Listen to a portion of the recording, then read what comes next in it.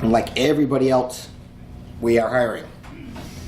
Devs, and front end and back end, so hit me up afterwards if you want to talk. You guys, this is targeted at freelancers, founders, leaders of smaller agencies that describe most of you. Anybody sort of way outside that? How many are technically focused versus how many are more creatives? Okay, pretty even mix, cool. Awesome. So, let's define sales before we get going here. By the way, sales presentation, trope number 1, always quote yourself, it makes you sound smart. Sales is finding people you can help and offering to help them in exchange for something you value. Normally that's money. If you want to work for livestock, that's cool too. You can get into a really big argument about sales versus marketing. At this level, when we're talking about a freelancer or kind of a smaller agency where one person's doing both jobs anyway, it really doesn't matter. You can call it whatever you want. So, we had sales funnel in the title, so we should probably talk about what that is and why you should care. If you put sales funnel or sales pipeline into Google, click on the images tab, you'll get about 10,000 images that all look something like this. It's some stylized funnel. Some have 15 steps in it, some have less. That's about as simple as you can make it. But the concept is pretty simple. There's this universe of people you could help that have business problems that could be solved by a website or a Drupal website. Those are leads.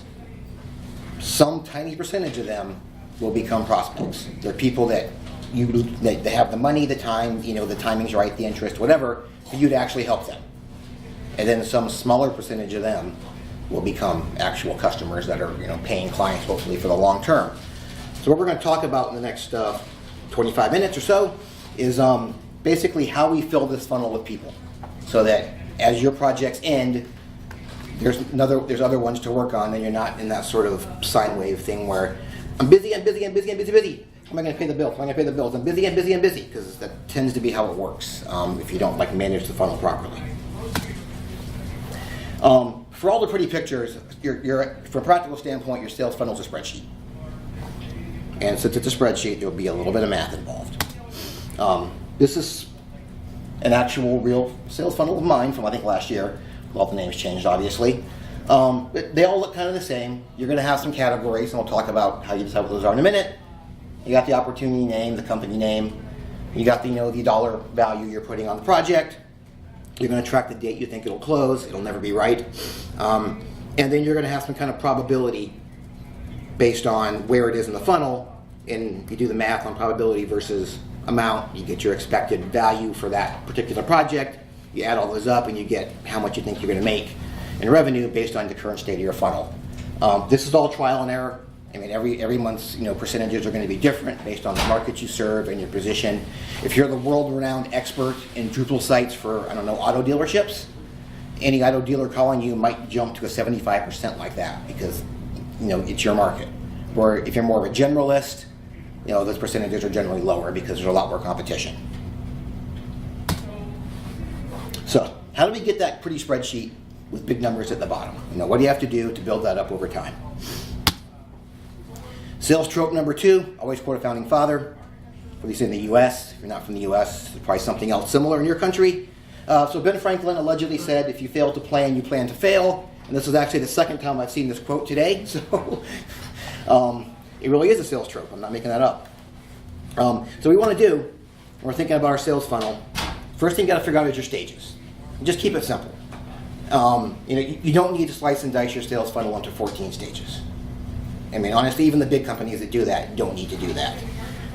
The fewer levels in your funnel, the easier it is to track, the less frustrated you get. This is probably, honestly, a little overqualified for a small company. I would argue you could probably drop a couple of these, maybe verbals and leads, and keep it real simple. So we start at the bottom. We're going to assume our imaginary company wants to make $500,000 next year, and they average about $50K per project. So that gives us, we need to win 10 projects next year. You always want to account for the fact that there'll be some place where you get up, on a Friday afternoon, the VP of marketing says, yep, this looks great, send me a contract on Monday, and you try to call on Monday and you got fired. And that project's dead. Happens all the time. So account for that, and you just sort of do the math up the funnel to figure out what you're going to need to actually make $500,000. And now this is assuming all new business. Obviously, if you got existing clients, you know, maybe you can count on them for half your revenue that year or something like that. But we're kind of assuming here, this is, you know, you're just focused on new clients, people you have no relationship with today. You're going out and trying to pull them into the company. So in this case, and honestly, these percentages I think are pretty reasonable for kind of a generalist Drupal company. It doesn't have like the kind of market position where people just call them and beg them to work for them. You know, you need to come up with 100 opportunities, which are essentially people raising their hand saying, "Can we talk?" To get 10 new clients. So that's kind of a big number. Question. Sure. On the list, does some of these seem like a verbal might lead to a pitch? Like, how do you? Okay, yeah, verbal in this case. Hire us. What is it? Verbal in this case is you've won. The vice president of marketing says, "This is awesome. Send me a contract on Monday and we'll go." Oh, that's the guy who got fired. Yes. So, Yeah, but yeah. Unfortunately, then you do it on Monday. He's not there anymore because it happens. I've had it happen. So you kind of plan to win more than you need. Short list is, "Hey, proposal looks great. Can you come in next week?" You're in the final 3. Then pitch would be you've sent a proposal, or you've gone and did your your slideshow for them and everything. You made some kind of presentation or proposal to them. Prospects are people that you've talked to that you can help. An opportunity is anyone that said, "Hey, can we talk?"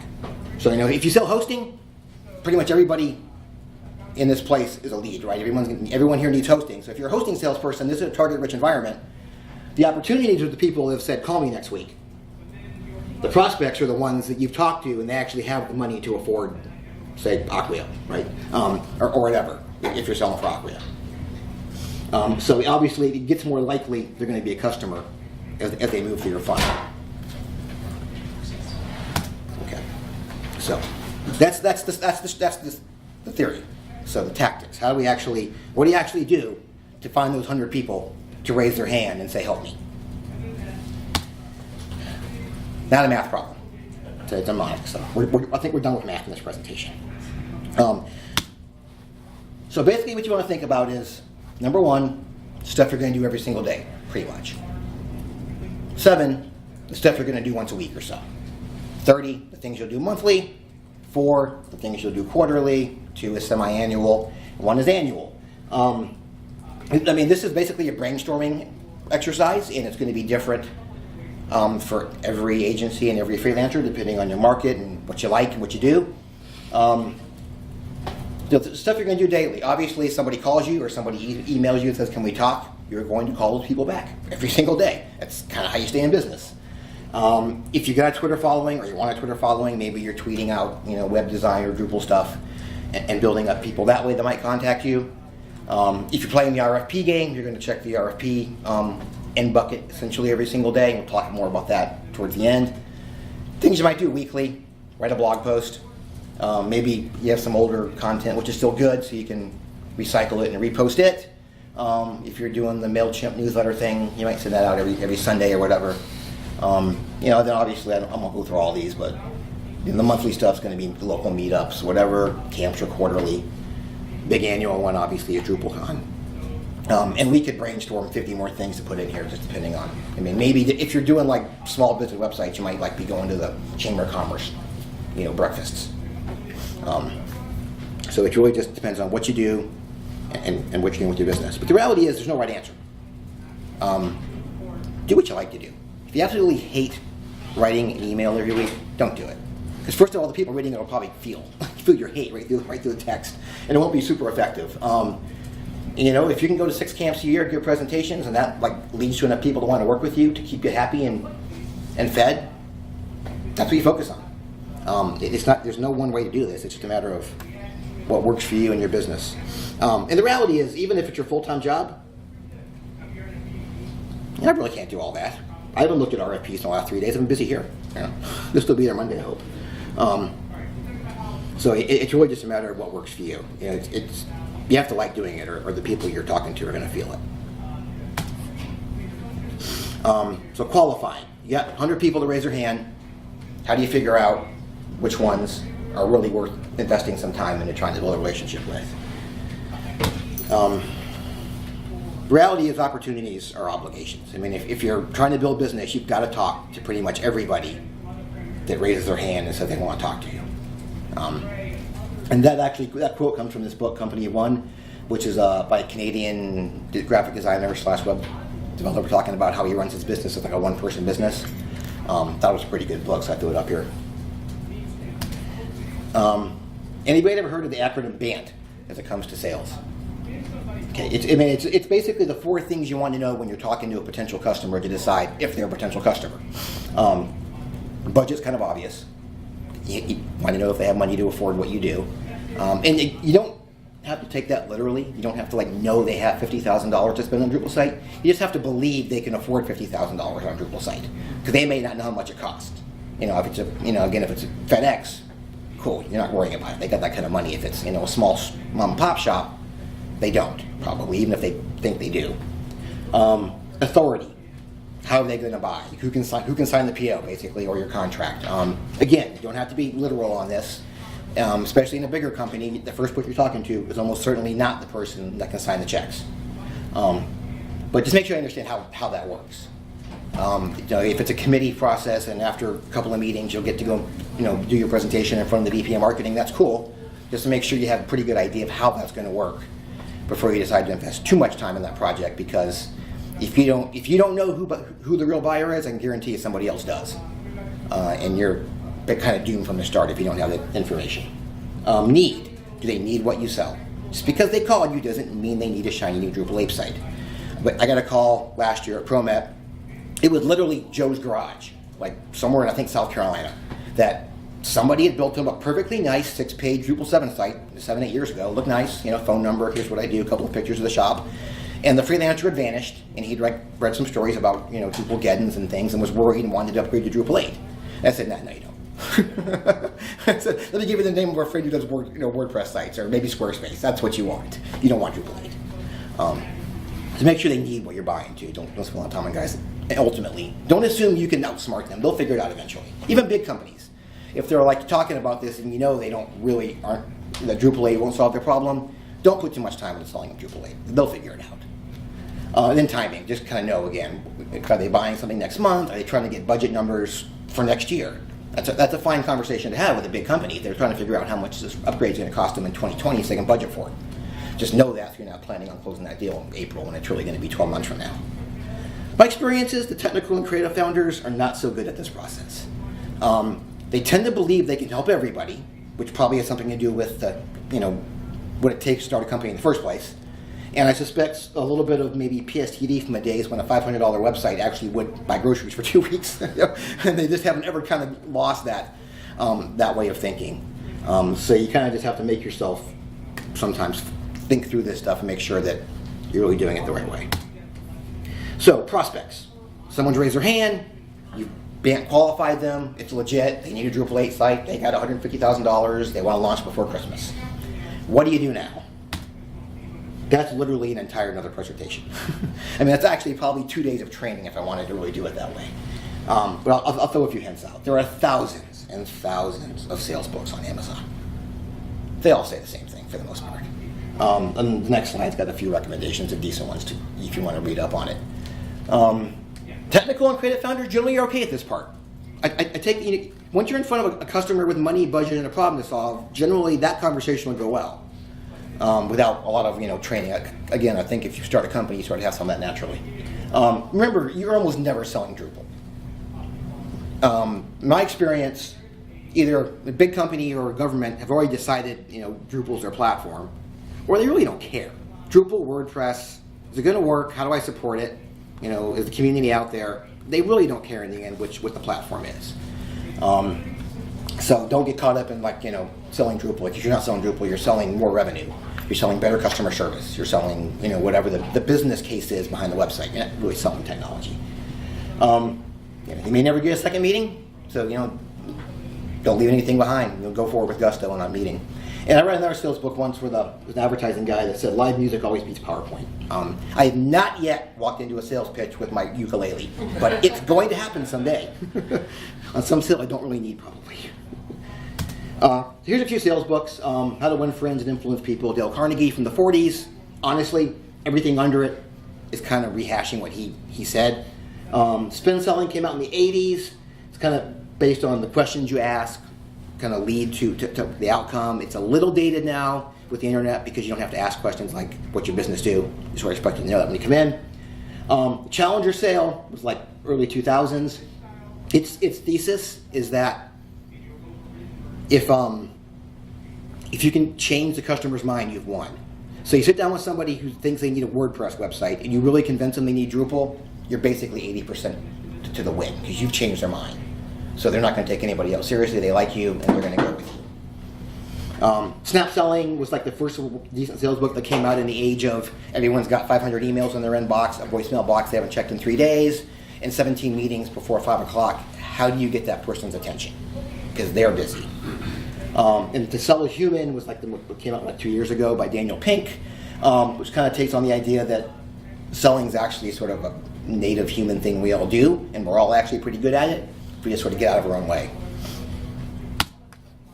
Sales trope number 3, always reference Glengarry Glen Ross, the movie. Which is actually kind of a dark and depressing movie. I'm not sure why all my fellow salespeople think it's so awesome. I'm not that big of a fan. So, what about RFPs? Anybody here like do the RFP game where you constantly respond to RFPs? I do. I mean, I've sold millions of Drupal sites, millions of dollars on Drupal sites over the last 4 or 5 years, the RFP. Most people think I'm nuts.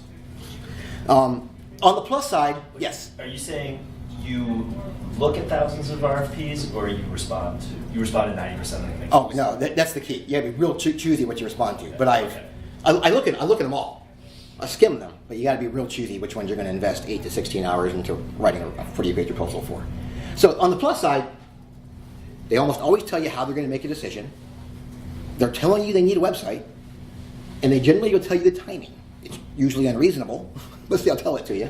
The only thing you're missing often is the budget, which you can ask about, and sometimes they'll tell you, but usually you're kind of flying blind on that. So you have to sort of read between the lines to figure out if this, university, whatever, or this government agency really has the money it's going to take their, circa 2012 30,000 page website and put it in Drupal 8. Private sector RFPs, wouldn't even think about it. Unless you help write the RFP for, say, FedEx, you're not winning it. It's private sector, that's totally an exercise in pretending we tried hard to find a minority firm to do this. Or pretending that it was an open competition when really it's going to the director of technology's brother-in-law all along. So I don't even think about those when they show up in the inbox. Government RFPs, there's actually a lot of that going on too, but they tend to be more open. But you just have to really qualify them for relevance. By relevance, I mean, put yourself in the buyer's shoes and think, would I really hire my firm for this project? If they're asking for Drupal, that's a good go right there. If it's a university and asking for Drupal and you've built 32 websites for universities in Drupal 8, it's almost an automatic. At that point, you're going to reply unless the budget's not going to work out or something. You find out it's too low. And everything in between it becomes kind of a judgment call. Do I have 5 clients that look like this? Yes. Maybe I don't, but I built something for somebody else which is almost identical. I won one that way in a higher ed last year. The website I showed them wasn't higher ed, but it literally, functionality-wise, was everything they were asking for. It's like, look, we literally launched the site you're asking for 2 months ago. We won that deal. So it's all about, and you gotta be honest. Again, I think founders of small web shops sometimes, because they believe they can do it all, have a hard time looking at these things and saying, yeah, yes, you can do it. Yes, Promet Source could build a website for something we've never done, a foreign government, right?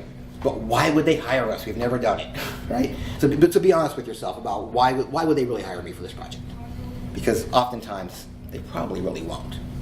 And again, so I'm probably 8 to 16 hours on every RFP response on average. So you've got to be really choosy because you could blow your year writing proposals you're never going to win.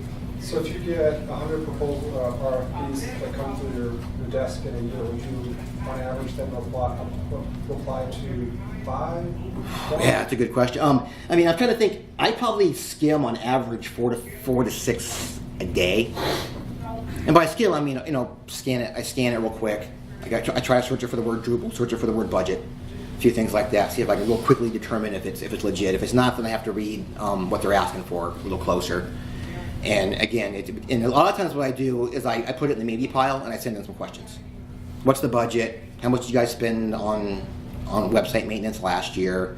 And try to figure out what they really want. And you might get straight answers. Sometimes they'll say the budget's $50,000. Well, then you want to chase that project or not for that money. Sometimes what they don't tell you is if you send in 20 questions, especially on a government RFP, and you get back 20 one-line answers that like you can tell someone did in 5 minutes, what they're telling you is, we already know who won this project, we just need to document it. So at that point, I generally know what I punt. How open do you find these RFPs to single freelancers? Do they want to see a little more substantial organization? I mean, the federal government, absolutely. But I think like state and local, I'm not sure they care a lot of times. As long as you're, especially if, by chance you're a veteran-owned business or one of the set-aside groups that they're always trying to find ways to get, to give money to, I'm not sure they care. If they do, usually they'll tell you. It's usually in the requirement. If it matters, it'll be in there. But normally, federal government cares. They generally want to see, 3 years in business, some big websites that look like government websites, even if they're not government. But like a small town's hiring somebody, honestly, being the one-person freelancer in that small town is probably an advantage. Because you probably know the people doing the hiring, for one thing. So I look at 4 to 6 a day, and I write 4 or 5 proposals a month. Where do you go? There's a bunch of websites and paid services out there that essentially have crawlers. They hit all the government RFP sites and consolidate them and categorize them into web development and ERP implementations and lawn services and a bunch of other things. The one I use is rfpmart.com. It's honestly it's cheap, and I've compared it to some of the expensive ones, and RFP Mart has 95% of the same RFPs, and it's $50 a month. And they just send, and every day I just going around noon, usually on my lunch hour, and look at what new RFPs they found. I'm pretty sure it's like 2 guys in India doing it, but they do a great job, so I got no complaints. And honestly, my goal is to not do RFPs. If we could get to a point where there's enough people calling Promet, big companies that have big budgets, say, hey, we want to talk to you guys, that I didn't have time to look at RFPs, I'd be a really happy sales guy. Because they're a lot of work, and there's you answer a lot of them and you don't win. So if I could get to a point where I'm dealing with big companies that are calling us more often, but that's a long road to get there. It takes a lot of marketing dollars, and even a 40-person Drupal shop like Promet doesn't really have the kind of money to do that kind of marketing. So one last thing, and I'll have 5 minutes for questions. What if you want to hire someone like me? What should you think about? We're not cheap. Of course, I would say that, right? There's kind of 2 approaches. You can hire somebody experienced. Maybe they've been a PM at one time, even been a dev at one time. They can sort of do almost all of it without a lot of help. Or you can hire a 24-year-old in a second job out of college and say, here's the 1,000 people I've talked to at DrupalCamp and DrupalCon in the last year. Call them all. See if we can stir up some business. And then you may come in as the technical person. And sort of take it from there when they get somebody on the hook because they don't really know what to do with it. Both routes are legit. It's just how you want to do it. The comp plan can't be executed, explained in one slide. It's too complicated. Salespeople, we're simple.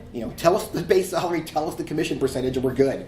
I don't want to see 9 PowerPoint slides of overrides and percentages. And if it's a Drupal site, you get 5%, and if it's a WordPress site, you only get 3%. Nobody wants to track that. Just keep it simple.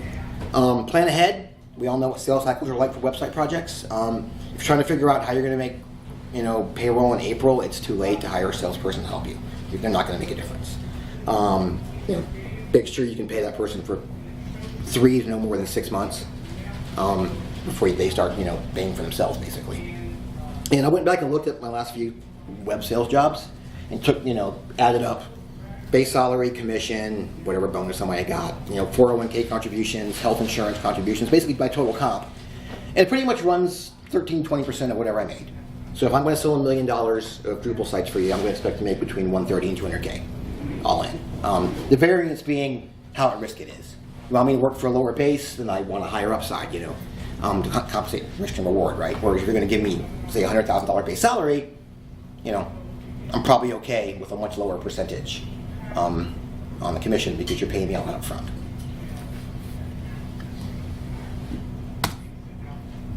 So thank you very much. That's my feedback and the contribution slide. By the way, I actually have found some ways to give back to the Drupal community, not being a coder. So if you would, that's something you want to talk about, catch me afterwards or at the happy hour. I've actually been thinking that might be my next presentation, is how to get back without writing code. Yes? Given what the direction you just took about describing what you would make and what you would do. Right. Once a contract is established and it's in progress, do you still have any more involvement with that project? Good question. Let me repeat that for that recording. How important, how involved are you in sales once the contract's signed? It has varied based on how the company wants to run it. At a previous Drupal agency, I signed the contract, I never talked to the client again. Handed it out to project management in an internal meeting, and I was done. And then I got paid for anything they bought for the first 12 months, and then it was house money at that point, basically. Where I am now, once I sell it, they're my customer. So I'm involved. I'm not sitting in every stand-up, obviously, because I don't have that kind of time, but I'm checking in with the project managers every couple of weeks. Hey, what's going on? Anything you know about? Can I help? And the project managers will ping me and say, hey, they got this other project spinning up. They need to talk to you about it, and I'll jump back in. So then managing that line between project management and sales is probably another presentation. Yes? Who are you bringing into the in-person sales meetings? Who am I bringing into the in-person sales meetings? That's a good question. It depends. It's generally either going to be someone technical if we need to have that kind of conversation, or if it's more of a front-end marketing design type of project, I'll bring in the creative director. Sometimes both, but it varies every presentation just based on sort of what we're really talking about. I mean, clients do want to meet the people they're going to work with. I mean, when we're to that point, as the salesperson, I kind of don't matter to the client. They don't care about me. They want to meet the project manager they're going to work with for the next 6 months. They want to meet the architect that's going to build their site. So I try to get as much of that team involved. But obviously, then you're taking people off of billable projects for a meeting, and it becomes complicated. So it's basically whoever I can get it to help. Is a Drupal event a good place to sell a Drupal website, or should you be going to other events? Yes. Is a Drupal event a good place to find Drupal customers? DrupalCon, yes, there's a lot of businesses there. DrupalCamps, now you're all my competitors. Let's face it, I'm not really, I do these for fun. This is kind of, marketing for Promet, right? Just to kind of keep our name out there. I'm not expecting to get a 6-figure website project out of a Drupal camp. I mean, it might happen. I mean, you might be, there are some of the bigger camps, or just, maybe it's just cultural, but I've been to some camps where there's more business people, where there's more customer types. And then I was in Atlanta where it was literally just Turner and a bunch of Drupal shops. So. Yes? In one of your first slides where you were showing the chart, with percentages and amounts, were you suggesting, based on your percentages, like if your goal was 500K, was your example, right? Mm-hmm. That you should target $5 million worth of potential business to reach that goal? Is that kind of what you were suggesting? When you're in the pipeline, in the theory, like if every project's worth $50,000 and you need 100 prospects to end up with 10 customers, well, 100 times 50,000 is $5 million of potential business. Now, reality in the real world, obviously, some of those projects are going to be worth 250, and it might not actually be. The numbers are going to be different. And then as soon as you start being successful, you won't have time to do all that stuff because you'll be busy. You might spend an entire day getting your PowerPoint presentation for a big final meeting ready. Then you got to fly across the country for that meeting. So there's a day. So it's that classic, just like with developers. If you're a freelancer, and you're busy working on a project, you don't have time to find the next one. When you're in sales, if you're busy trying to close 3 big projects, you're generally not kind of climbing the funnel. And you'll see that sine wave effect even just when you're a full-time salesperson. You'll get real busy on presentations, you win one, you lose three, and you're like, geez, I haven't looked at an RFP in 2 weeks. Actually, my question about selling site Yeah. Drupal events was kind of intended to go the other way, like where do you go? Okay. Yeah. And some of what you talked about, like with RFPs, you're looking for him to have something similar. So, like what you say about establishing a niche in that. Yeah. Anywhere you can find people that you can help, right? So I mean, again, if you're specializing in higher ed websites, then there's probably some kind of higher ed tech conference. The National Association of Government Webmasters has a big event every year. So if you're into government websites, that's a target-rich environment because everybody there is managing some kind of decent-sized web infrastructure. If you do big brand websites, you're probably going to the American Marketing Association events, both the annual conference and just all the local meetups they tend to do. But it's basically anywhere there's enough people congregating that you want to talk to that's worth the effort to go, which could be 5 people at Denny's on a Friday morning for the Chamber of Commerce, or it could be, a 10,000 person trade show in Vegas too. Okay, I think we're at time.